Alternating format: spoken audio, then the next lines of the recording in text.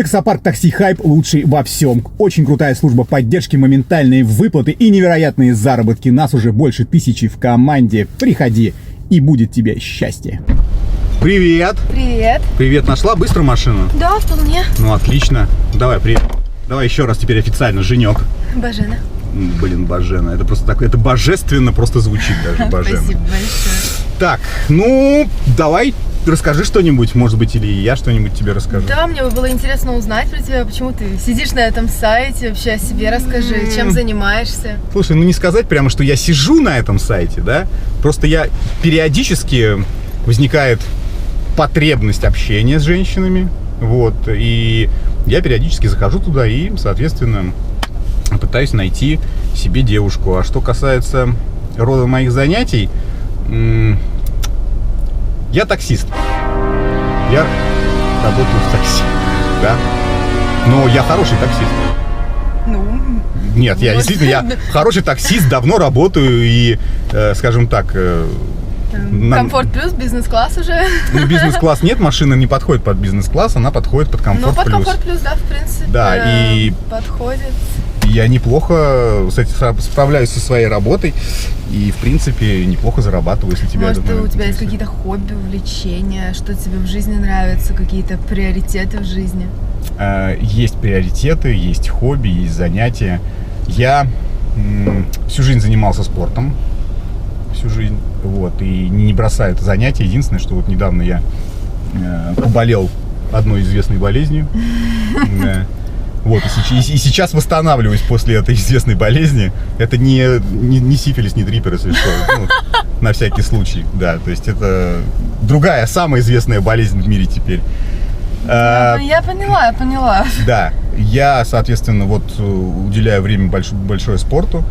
И, соответственно, что еще? Работа съедает большую часть времени. Люблю путешествовать, поесть люблю. А путешествия, какие страны, бывал где-то уже? Нет, путешествую я по России. А чего так? Ну, в России же так стрёмно, это Ну, бичевские курорты эти колхозные. Ну, кому как, пересяду на бизнес-класс, буду ездить по заграницам, а пока, и да. И поедешь вот... сразу за границу на бизнесе? Возможно. Да. Возможно. А ты чем блеснешь? Слушай, ну, я увлекаюсь дизайном, я художница, и помимо этого я работаю моделью и стилистом, визажистом. Ну, у меня довольно много хобби, и также я люблю путешествовать, но я по загранице, потому что вот в России вот это колхоз, это русский менталитет мне, честно, вообще не по душе. Понятно. Просто я уже очень много где побывала, и вот сравнила Россию, за границу, и небо и земля. То есть, если я тебя позову в село Ромашки на рыбалку, ты не поедешь со мной? Я думаю, нет, потому что, ну, это не для меня такой отдых, честно. Я люблю, где я могу отдохнуть, на пляже, на красивом, выпить какой-то коктейль. Ну, вот что-то такое. Ну, а если я тебе предложу коктейль очень известный, например, Йорш или Отвертка на берегу прекрасной реки, и какой-нибудь там Иртыш, например, или Оридиш, как ты на это посмотришь? Ты шутишь? Ну, нет. Ну, начать же можно с этого хотя бы, как ты считаешь? Ну, честно, это не для меня. У меня другие взгляды на отдых. Слушай, а может сходим куда-нибудь, поедим где-то, пообедаем?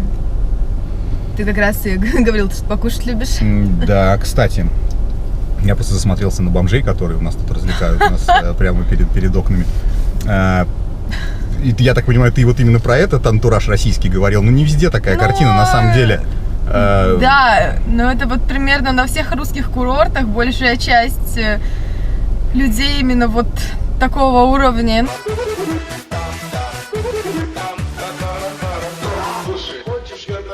Ну и, возможно, чуть повыше, но я понял. Серьезно. Скажи, пожалуйста, просто, ну, мне просто нужно понять для самого себя, может быть, у тебя какой-то совершенно другой круг общения, не такой, как у меня, да? И откуда такие запросы за границей ресторан. Просто, Да. но у меня просто, в принципе, жизнь такая, я как бы люблю путешествовать, у меня такой круг общения, и таксистов там нет. Понятно. А кто там есть? Ну, у меня известные музыканты, актеры, просто очень известные люди, я не буду говорить, кто это, но это совсем другой круг общения. Мгм. Ну и, соответственно, у них абсолютно другие возможности, я так понимаю, да? Ну, ездить за границу там, да?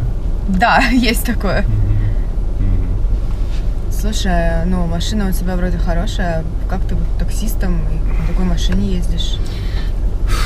Ответ проще, чем может показаться. У нас, к сожалению, в стране для таких людей, как я, которые своим трудом зарабатывают на жизнь, есть единственный вариант покупки дорогих вещей. Это кредит. К сожалению, Билли, кредит закрыт.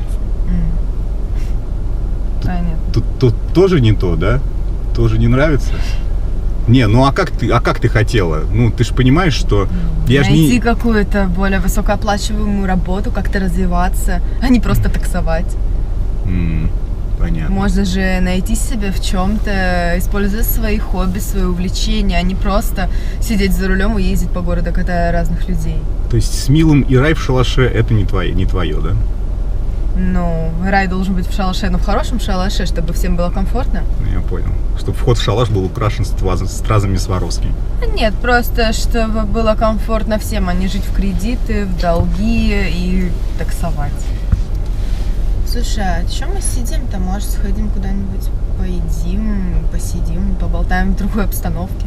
Угу. Может быть, ты разглядишь во мне перспективного молодого человека.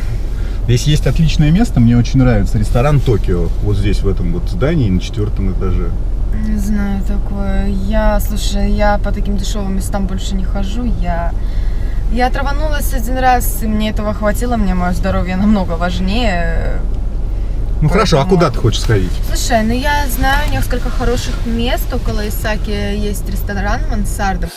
Губа не дура. Может, слышала, с таким с красивым видом на Исаки? Да, слышал, я наверху. туда людей вожу периодически, забираю оттуда, да. Мгм. Там очень хорошо, там очень вкусная кухня, М. и красиво очень, Я и понял. уютно очень. Слушай, ты знаешь, я вот сидел, все это слушал, вот я тебе могу вот что сказать. Если у нас такие вот, у вас такие вот товарно-денежные отношения, ты понимаешь, я не против бы сводить тебя в мансарду, вот был бы не против. Но ты понимаешь, я смотрю на определенное место, да, на определенный участок в твоем теле. Я тебе вот что могу сказать, если бы у тебя грудь хотя бы была бы 3-4, да, хотя бы, то, может быть, ты тянула бы на мансарду. Но сейчас вот с этим ты тянешь только на Токио или на Макдональдс.